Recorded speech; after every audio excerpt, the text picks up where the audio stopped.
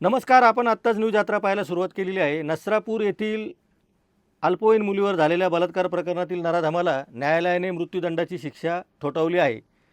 ही शिक्षा ठोठावल्यानंतर या निर्णयाची अंमलबजावणी किती दिवसात होईल, हा खरा प्रश्न आहे. आणि या प्रश्नाचं उत्तर कुणाकडेही नाही.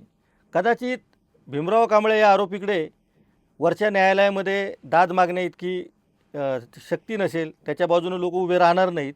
त्यामुळं त्याच्या फाशीची शिक्षा किंवा त्याच्या मृत्यूदंडाची शिक्षा ही लवकर त्याला देण्यात येईल असं दिसतं आहे. पण जर तो न्यायालयात गेला तर नसरापूरचं सुद्धा कोपर्डी होऊ शकतं.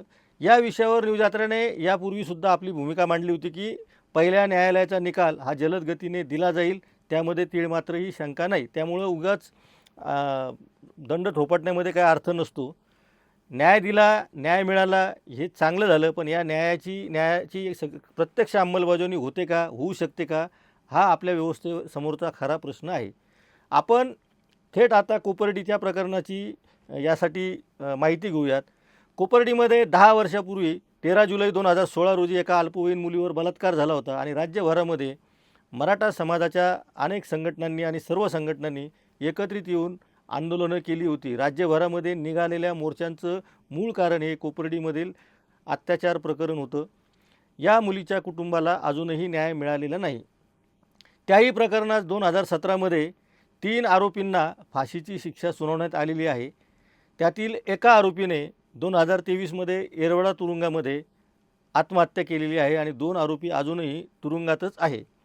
तसंच भीमराव कांबळेच्या बाबतीतही होऊ शकतं का, तर नक्की होऊ शकतं. पण भीमराव कांबळेच्या बाजूने जर कोणी कोर्टात गेलं तर त्याला कोर्टात जाण्याची तयारी त्यांनी जर केली आणि कोणी जर त्याच्या बाजूने उभं राहिलं तर नसरापूरचं सुद्धा कोपर्डी होऊ शकतं, ही त्यातली वस्तुस्थिती आहे. तब्बल 10 वर्षानंतरसुद्धा कोपर्डीमधील पीडितेचे कुटुंब आणि म्हटलं तर मराठा समाजसुद्धा न्यायाची प्रतीक्षा करत आहे. मी म्हटलं तर शब्द यामुळे उच्चारतो आहे की मराठा समाजाने मध्यंतरीच्या काळामध्ये प्रचंड आंदोलने केलेली आहे. पण ज्यासाठी पहिलं आंदोलन झालं होतं त्या कोपर्डीच्या घटनेचा मराठा आंदोलकांना सुद्धा विसर पडला की काय, असा प्रश्न विचारण्याची आज वेळ आलेली आहे. अजूनही न्यायालयामध्ये तारीखवर तारीख, तारीख पे तारीख असं म्हणतात, पण या प्रकरणामध्ये तारीखसुद्धा मिळत नाही कोपर्डीच्या. ही सध्याची परिस्थिती आहे.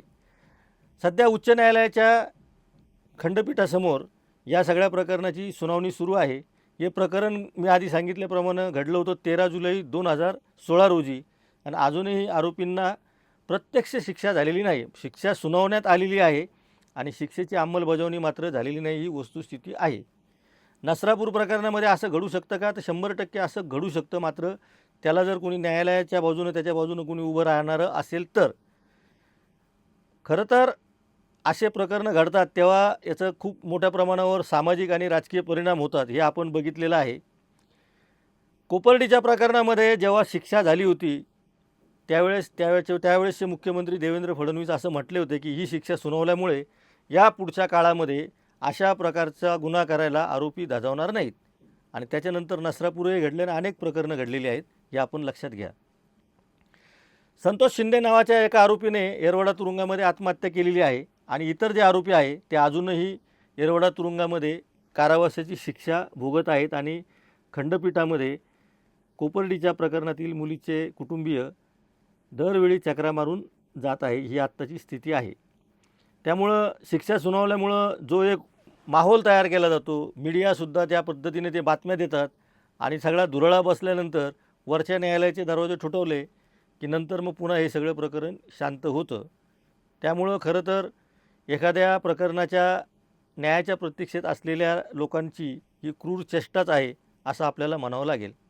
आपल्याला बघायचं आहे की नसरापूर प्रकरणामध्ये काय घडतं आणि जर नसरापूर प्रकरणामध्ये जलद गतीने आरोपीला फाशी देण्यात आली तर मग हाच न्याय कोपर्डीला का नाही, हा प्रश्न तसाच शिल्लक उरतो.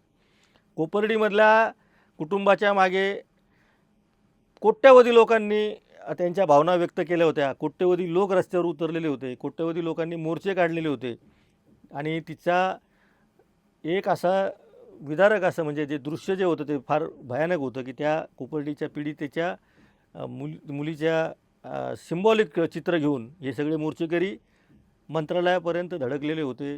आणि सरकारपर्यंत धडकलेले होते आणि त्याच मोर्चामध्ये मराठा आरक्षणाची सुद्धा मागणी पुढे आलेली होती, हे लक्षात घ्या. त्यानंतर मराठा आरक्षणाचं आंदोलन खूप मोठं झालं. मराठा समाजाच्या आरक्षणाचा संघर्ष अजूनही सुरू आहे आणि दुसऱ्या बाजूने कोपर्डीतील कुटुंबाचा सुद्धा संघर्ष अजूनही सुरू आहे. त्यामुळं नसरापूर प्रकरणामधून आपण नेमका काय धडा घ्यायचा, कोपर्डी प्रकरणासारखंच नसरापूर का होऊ शकत नाही, याचा विचार करण्याची ही वेळ आलेली आहे.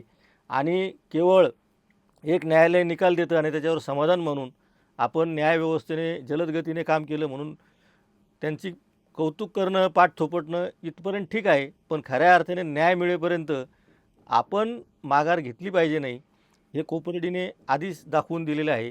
किमान नसरापूरचं तरी तसं होऊ नये, पण मी आधीपासून म्हणतो आहे की नसरापूरचं कोपर्डी होऊ शकतं, का होऊ शकत नाही याचं उत्तर कायदेतज्ञाकडे जर असेल तर त्यांनी जरूर द्यावं. कदाचित भीमराव कांबळेच्या बाजूनं कोणी उभं राहणार नाही, वरच्या न्यायालयात जाणार नाही, म्हणून त्याच्या शिक्षेची अंमलबजावणी होईल, हा भाग वेगळा. पण जर तो न्यायालयात गेला तर काय, याचं उत्तर न्यायव्यवस्थेने देण्याची गरज आहे. जर एखादं कोर्ट खालच्या कोर्टामध्ये शीघ्रगतीने निकाल देत असेल तर वरचं कोर्ट 10-10 वर्ष 8-8 वर्ष त्या प्रकरणाचा निकाल का देत नाही, हा प्रश्न आता कोपर्डीच्या बाबतीमध्ये विचारण्याची वेळ आलेली आहे. पण तो विचारायचा कोणी? मराठा आंदोलन तर सुरूच आहे. मराठा आंदोलनांनी आरक्षणाच्या प्रश्नासोबतच कोपर्डीचा प्रश्न हाती घ्यायला पाहिजे आणि कोपर्डीच्या बाबतीमध्ये सरकारला हलवून सोडलं पाहिजे असं तमाम लोकांना वाटतं. पण या प्रश्नावर सध्या कुणीही बोलत नाही. कोपर्डीमधील घटनेमध्ये 5 लाखाची मदत झालेली आहे. त्या तुटपुंजा 5 लाखाच्या मदतीवरती त्या कुटुंबाचं दुःख संपणारं नाही. जोपर्यंत येणारा धम राहिलेले 2 फाशीवर लटकत नाही, त्यांना मृत्यूदंडाची शिक्षा होत नाही, त्या अर्थाने त्या प्रकरणामध्ये खऱ्या अर्थानं न्याय मिळत नाही. ही वस्तुस्थिती आहे. त्याकडं कधी कोणी लक्ष देणार आहे का? त्याकडं लक्ष दिलं गेलं पाहिजे. आज इतकंच. आपण पाहत राहा न्यूज यात्रा, हे आहे आपलं चॅनल.